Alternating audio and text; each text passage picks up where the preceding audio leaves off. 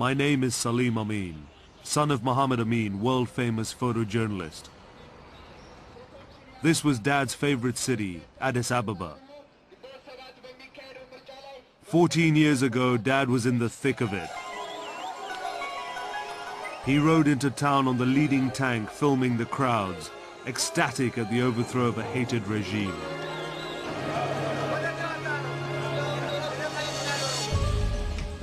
Colonel Mengistu was ousted at last, the presidential palace abandoned in unseemly haste. Mengistu had cut and run, leaving the flotsam and jetsam of a 14-year reign of terror to the mercy of souvenir hunters. These were dangerous streets in 1991 as pockets of Mengistu supporters dug in. But there was another world at the Hilton Hotel where the world's press cavorted and drank. The hacks had had a pretty good war, and now it was all over. Or so it seemed. But on June 4th, the sky was lit up by an almighty explosion.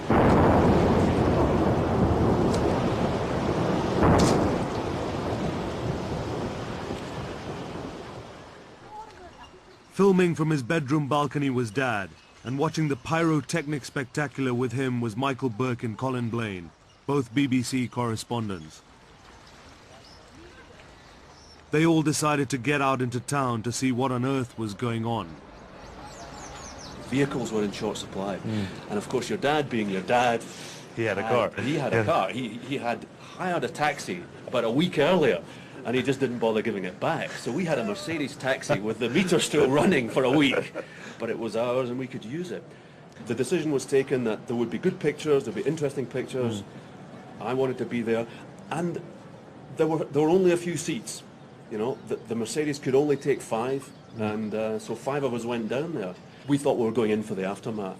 We didn't realise that the Big Bang was very much still to come. It was, and it was some bang. I mean, it must have been one of the biggest explosions ever in Africa.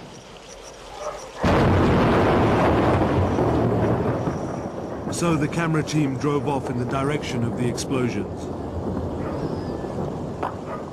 But it's quite something coming here now and seeing, even all these years later, there's still this amount of and dangerous stuff lying around. And this is only a fraction of what there was. It's scary, even today. I think we probably better move on.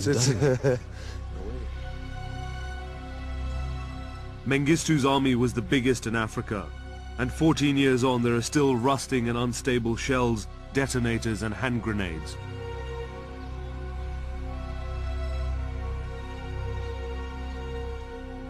Michael Burke and I were immediately behind. It was not possible to walk abreast. It was just walking down in a line.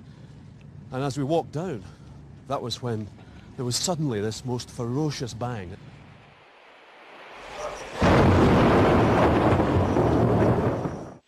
We were all thrown in different directions, and I think Colin Blaine, the radio reporter, and I were slightly protected by the wall. But for it seemed like about 3 minutes, the air was just full of metal and masonry falling all over us, and dust and noise.